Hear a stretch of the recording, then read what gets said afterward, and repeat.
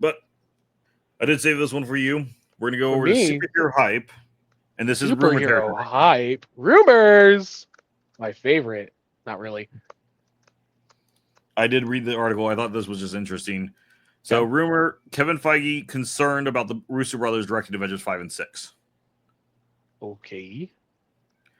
Despite helming several projects for the Marvel Cinematic Universe, recent rumors suggest that the Russo brothers do not have complete backing of higher Marvel executives, especially Kevin Feige, when it comes to the upcoming Avengers Doomsday and Secret Wars. As such, speculations also indicate that due to his skepticism regarding Joe and Anthony Russo's involvement, Feige will take on a more active role in shaping Avengers 5 and 6. Well, I think he honestly should. So, according to a renowned internet scooper, the Marvel Studios president is concerned about the Russo brothers directing the next two Avengers movies. This is possibly due to their poor track record outside the MCU, so Kevin Feige is closely monitoring both projects to ensure the quality. In his recent Patreon briefing, Daniel Rickman noted Kevin Feige has concerns about the Russo brothers directing the next two Avengers film. However, at this stage, replacing them isn't an option, so he plans to closely oversee the projects, ensuring the script is just right and everything stays on track. He's going to be more hands-on than ever with them. I Recommended mean, update yeah. comes out. One second, let me just finish the next section because Okay, I'm pretty that's sure fine. this is where it sets up the rumor why. Rickman's update comes right after the Russo brothers' latest directorial venture, The Electric State, open to abysmal reactions from fans and critics alike.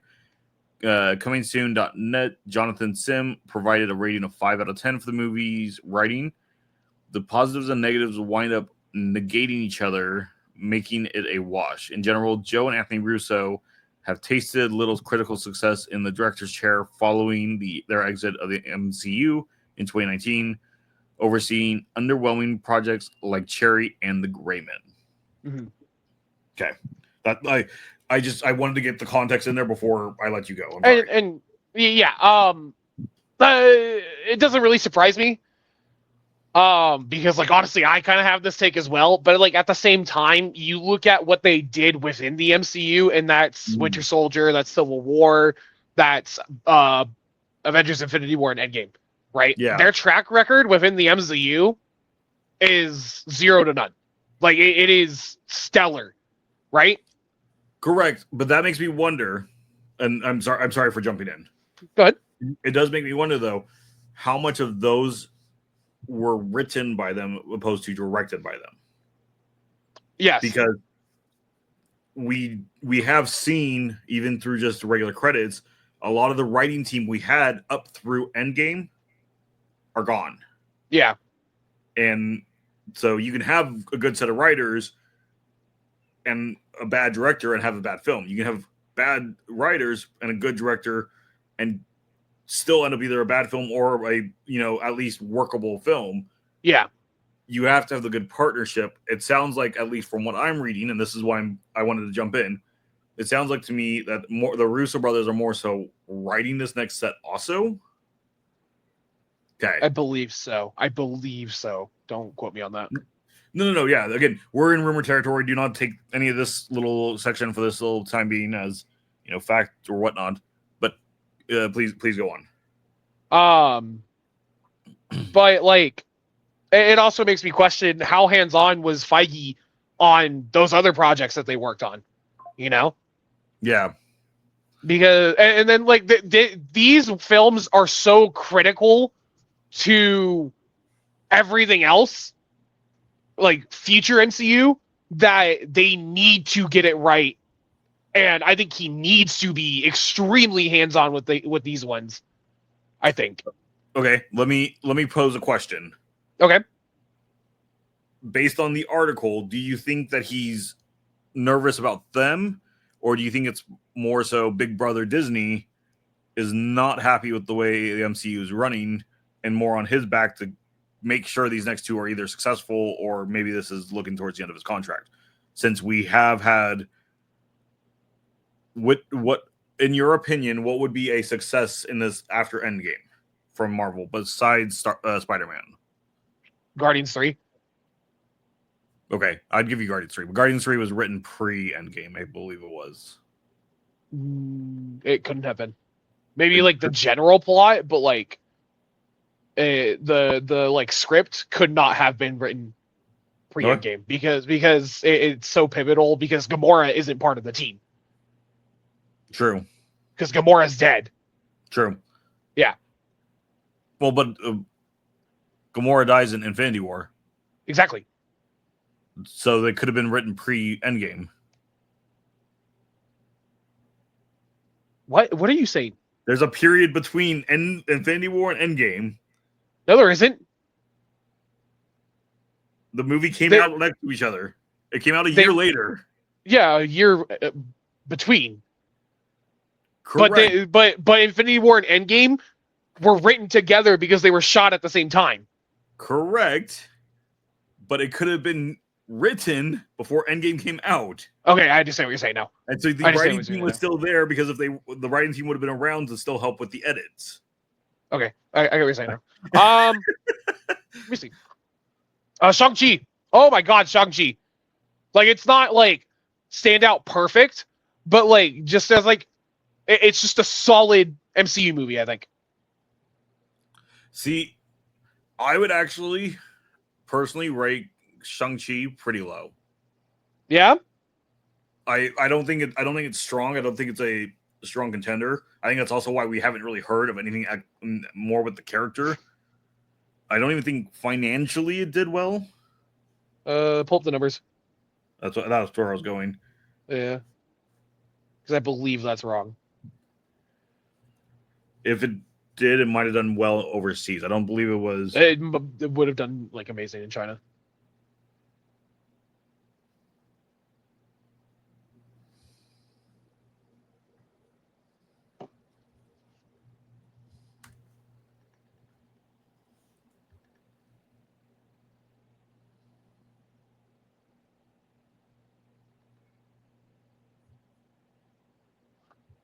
Okay.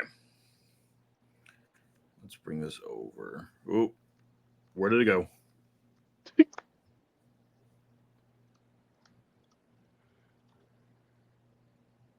Seriously, where the world?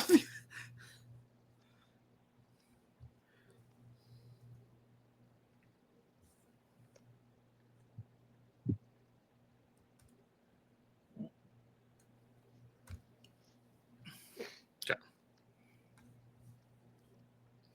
So, numbers wise, it did 224 domestically, 200 internationally. Okay. Okay. Do we know the budget? That's on my other screen. So according to right it's in metrics. Yes, but that's not the full budget. Yeah. So the production budget is listed as 150 million. That is correct. That is due also because they got a $50 million tax credit from the Australian government. So realistically, the budget is 200 million. Okay. Again, it's a Disney property at 100 million for marketing, 300 million, meaning they need to make 600 million to break even. So it technically was a loss.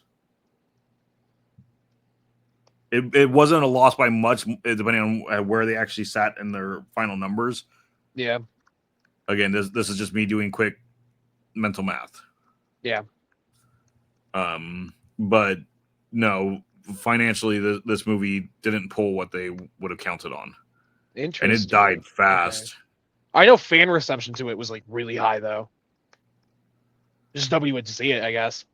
I mean, they only did 8.8 in pre-sales. Like, yeah, that's exactly it. It's just nobody cared. Nobody went to go see it.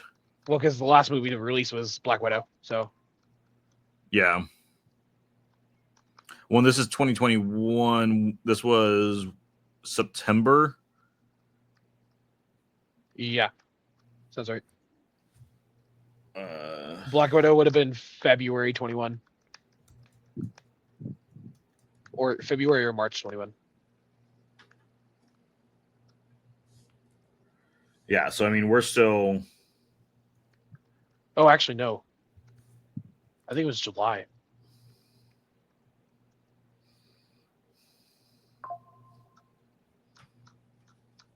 This is early. That's February. Sorry, I'm trying to see something real quick.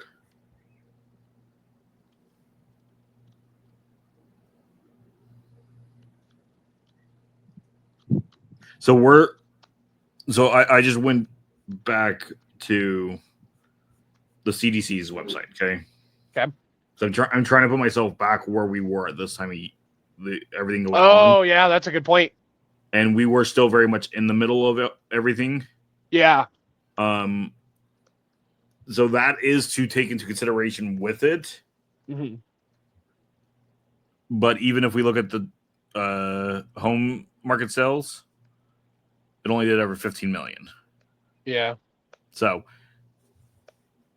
the people that went to see it, who were excited for it, I think overall liked it. Let me drop you. What, Rotten Tomatoes? Yeah. RT, yeah.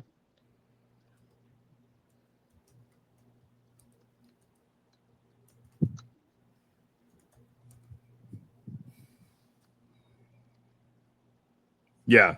Legitimately, the fans that saw it liked it. It's rated really high. It's just nobody went to go see it. Yeah. And I think that's why he's kind of just been forgotten about. Well, also, I don't think he's not gonna matter until Avengers is the other thing. Yeah. To me, I still thought it was pretty weak. I get where they were trying to go with it. I understand the character. It's just I don't think the story was fleshed out well enough. Yeah. Again, based on world events at the time, we were doing a lot of remote work. And I think that hurt it. But then, that makes me then really start to think. I don't think the writing teams at that point from Endgame and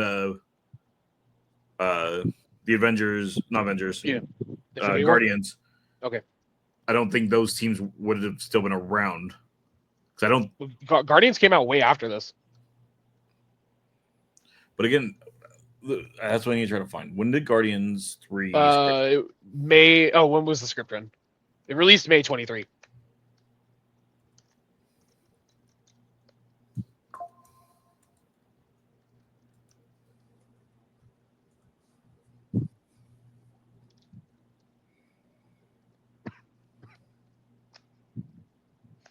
It released when? May 23. I think May. It was May or June. When's Coachella? June. So release June then. June 23. According to James Gunn, the script had been finished in November of 2020. Okay, so, which is post Endgame. Yeah, that is post Endgame. So you are correct on that.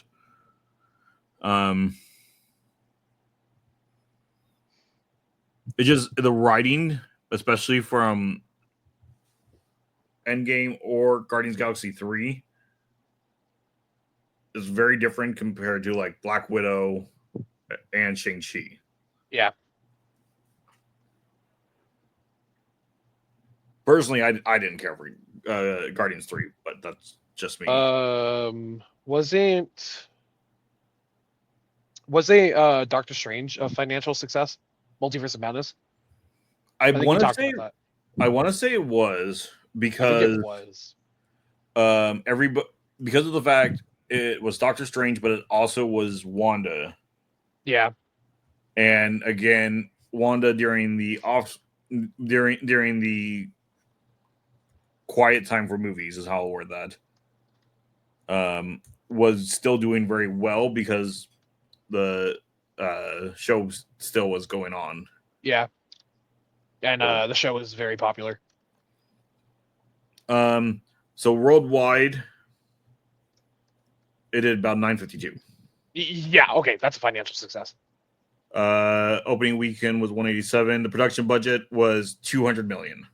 Which means that they would need to make 600? Realistically, yes, 600 million because again, extra 100 million for budgeting and then half the income would have been going to the theaters, so double it. So 700. Okay, and then the last one I wanted to touch on was Love and Thunder. So I think that might have been a financial success. I know it wasn't a critical success, but it might have been a financial success.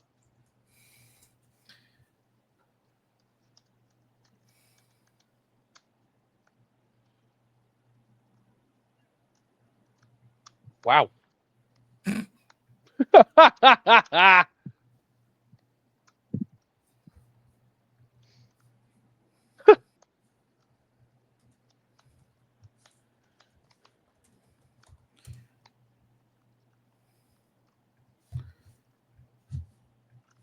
It's sad. It's faster for me to use Google to get to the page I'm looking for than actually using their page.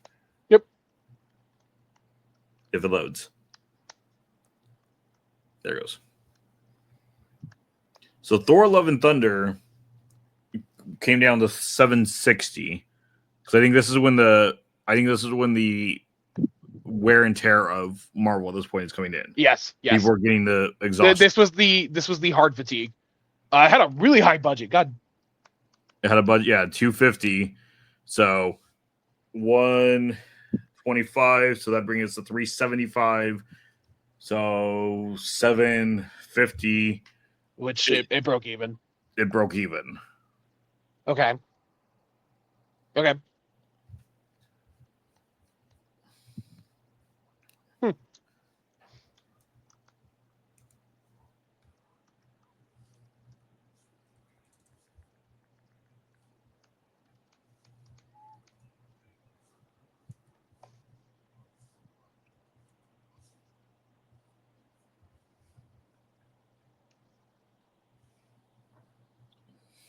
Apparently it was I wouldn't say that's a success. It was middle of the road. Yeah. I mean, I enjoyed it. I know a lot of people hated the goats, but that's how the goats were in the comics and such, so they were being accurate with it.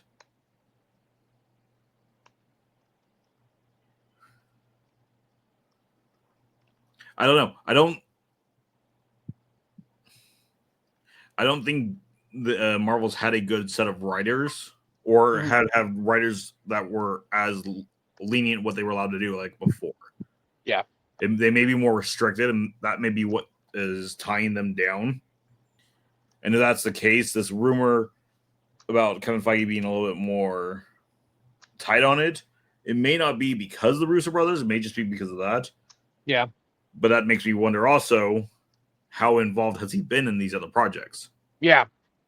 Because if he's been super tight involved in all those, then maybe he's the problem. I know that he was involved with the pitch meeting for Spider-Man 3. Yeah, but Spider-Man 3, besides the pitch, let's be honest, Sony probably did like 90%. Sony probably did all of it, yeah. Yeah. I don't know. Do you, based on the way writing's been, do you think we're going to get a good script for Doomsday? Not, obviously, you want a good script. Don't be a fanboy. Obviously, I want one. Because I want a good script. Don't get me wrong. I would rather not have another Snow White. I want to go and enjoy the movies. If I'm paying $20 to go sit there and watch a movie, and that's not including my popcorn or my icy, I want it to be good. I mean, given the Russo Brothers track record, I'd say yes, but a track record within the MCU, I'll put it that way. At the same time, I don't know. I think right now I'm sitting 30-70 positive negative ratio. You think so? That's where I'm feeling. We've had such hit or miss.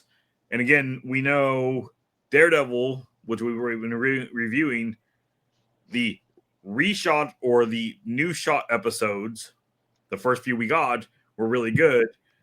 The ones that Marvel wrote, the sections they wrote of it, we talked about how it wasn't that great. Yeah.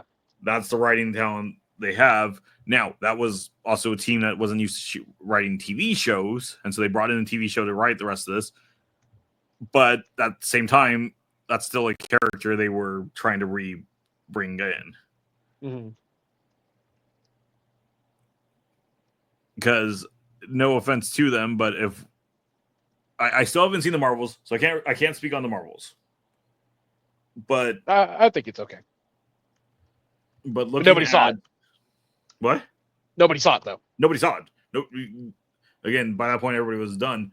But even again, I enjoyed Thor: Love and Thunder, but if it's written that way, I don't see it doing well. No. They were reliant on too many tropes, trying to just get the social media crowd to watch it. Like if they just go hardcore fan service, like Spider-Man did, and Endgame's final act does, I think they can do it. But I don't know if that's enough to carry the films. I think that kills it, to be honest. You think so? Because we've had so much fan service lately. If they lean heavy on that, okay. Side tangent. If you watch anime, you know that almost every anime always has a fan service episode, is how I would word that. If you become a show that is just all fan service, then you lose the group that was just like watching it to actually enjoy the show, and now it's just, oh, well, why are we going to watch this? Yeah. Fan service is a good thing to have, but small doses of. So, and again, that is my largest criticism of Spider-Man: No Way Home. It is too fan servicey. There's not enough time for the movie itself to breathe. Yes, even though I love the fact Tobey Maguire is in it, there's so much they're trying to get done. Honestly, I think we could have just had two villains and both Spider-Mans there to help MCU Peter Parker get through the heartbreak of losing Aunt May, and I think we would have been fine. Yeah. But being that we brought in so much in it, it starts to hurt it. When we look at Endgame, well, no, we're not going to look at Endgame. Let's look at Infinity War. Infinity War is a bit fan servicey. A little, not a lot. Because we go ahead and we spend a lot of time trying to set up different teams that people have been in the groups talking about that they wanted. And some of these feel awfully forced because they were trying to get the fan servicey of it, but you're not focused in on it. The end of Endgame is heavy fan service. That is all that the last, I'm going to go quarter of the movie is. I'd say third. Okay, I'll give you third. Yeah. But at the same time, like how else do you write a battle with over 50 named characters? So about 50 named characters. There's a reason I did this way. Okay. Even though in Infinity War, okay, there's still smaller fan servicey scenes, I think there's too much in that movie. However, in Endgame, with its big fan service section, I think it's balanced correctly. Yeah. And my reasoning is we knew as of that moment that Endgame was the end of that arc. We were at the end of everything. Well, yes and no. We knew there were movies coming afterwards, but we knew this was the end of a saga, the entire period we're at. Yes. This would be like when the prequels of Star Wars came out and we got to Revenge of the Sith. Revenge of the Sith is very fan servicey at the end of it. Oh yeah. It is extremely fan servicey, but it's the closing of a arc. Yeah. It's a bookend. We get that final piece, that final highlight, and we know we're going onward, but that's the end of it. And that's what they did with Endgame. And it works well there because we know that there's so many performers who are not coming back. Yeah. Be it they are retiring, or the characters are being retired, or they're bringing new people in to do the characters. Yes. And so we do get a lot of that, but it feels justified. It's like, even though nobody watched it, Indiana Jones and the Dial of Destiny, to me, that is a fan service movie, but that was closing out all these characters that you've learned over the time. Yeah. Besides Shia LaBeouf, he didn't make the cut apparently. I'd argue that your fan service argument for Endgame also applies to Spider-Man because it's the ending of this Peter Parker storyline in the MCU, and we're moving on to the next one. Well, and that's why, as I put it, having the 3 Peter Parkers works. Yeah, I think because they have so many villains is what makes it too heavy. Yes, and I get why they wanted to pull one per movie to uphold that legacy. Like, I go back and forth on it. In my opinion, it should have been 1 Spider-Man and 1 villain from each of their universes. Yeah, because then that would balance it out. But at the same time, how do you choose between Green Goblin and Doc Ock? Green Goblin. Because like my generation would hard disagree with you right there. My generation would say Doc Ock. Correct. In all honesty, I would agree with you, except that Green Goblin is iconic with Spider-Man. And it goes back and forth. It goes back and forth, honestly, George. You think so? Yes. Well, then where is my Doc Ock backpack at the Avengers store? Is there a Green Goblin one? There's a Green Goblin mask and bomb. Oh. I don't know what to tell you. And it is straightforward, the Green Goblin mask from the movie. Yeah, it's from No Way Home, yeah. I know what you're talking about now. The Legends, yeah. Yeah. I have no argument for that. But also, we could have also dropped one of the villains from the other movies and still brought Doc Ock in. Yeah. Because, frankly enough, most of the other villains in that one are very forgettable. Yeah. Oh, I mean, it's also to, like, give those characters their proper send-offs and all that. Well, no, I get why it was done. Don't get me wrong. It's just... Yeah. And to fix the ones that they did wrong, like Electro and Electro. No, we'll be curious to see. I'm hoping we're getting a good one. Like I said, I'm at a 30-70 positive negative ratio where I think we're going to end up on. Because it's either going to be that they figure it out, they write it well, or I think they're going to lean too heavy that they have all these actors still in contract, and they're going to just go heavy fan service. And if we look at the concept art we talked about, there's a lot of different characters in there. That tells me we're going heavy fan service, which is why I'm that 30-70 ratio at the moment. If they're needed, they're needed. Yeah. If it makes sense for the character to be there, I'm all for it. If this is an important high paid actor, and he will sell movies, so we're going to put him in there. And this is a high paid actor, so we're going to put him in there. And this is a high paid actress, so we're going to put her in there because they all sell movies. Then no, I'm not going to agree with it. Yeah. Okay. Any closing statement on this one? I hope it's good. You hope it's good?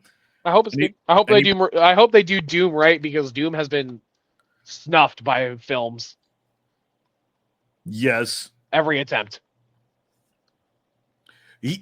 Doom is such an interesting villain to do, and I think that's what makes it hard. I feel like he's so easy to write for, though. I feel like it's so easy. I think I would agree with you 10 years ago. Okay. Now we have too many studios being very careful of how they write stories. Okay. And Doom is one of those characters who you need to be more like 10 years ago, where you can write a story about whatever you want and people will go, sure, we'll go see it. Where now it's you write a story and you have the big studio coming down and going, you know what, we're going to make these changes for these reasons, and that's what you're going to do. And that's how you end up getting bad character arcs. Do you have any examples? Doom is kind of a extremist. Yeah. And egotistical and full of himself and still right sometimes. Yes, I'm not saying he's not. But he is a hard politically he is a hard character to write for. Because of how I can get behind that, yeah. He is. Yeah. and how, again, extremist, again, that's why I'm wording it that way, he is. Some of his arcs are very dark. Yeah. Just do Doom right. That's all I want, bro. Just do No, Doom I right. agree. I mean, we should just get the Fantastic Four Doom from, a couple years ago. Okay, listen. There is like specific scenes from oh wait, that one from what, the Michael B. Jordan one, right? No, I'm not talking about that one. I didn't watch that one. Remember, I didn't even know that thing existed. The 2000s one with Chris Evans as Johnny Storm, right? There are scenes where he's written correctly. There are scenes where like he's written correctly, and like the whole Silver Surfer movie where he's like the secondary villain is written correctly. But it's just the Silver Surfer, so I couldn't tell you that one. It's just so weird. I don't understand how we're to the point that we're getting 2 Silver Surfer movies. How we've had one before and we're getting a new one. I mean, Silver Surfer isn't the main antagonist of this film. I'm just surprised the Silver Surfer's background. I don't know why Silver Surfer got a main movie in the first place in the early 2000s. It's the Silver Surfer. It makes no sense. Yeah.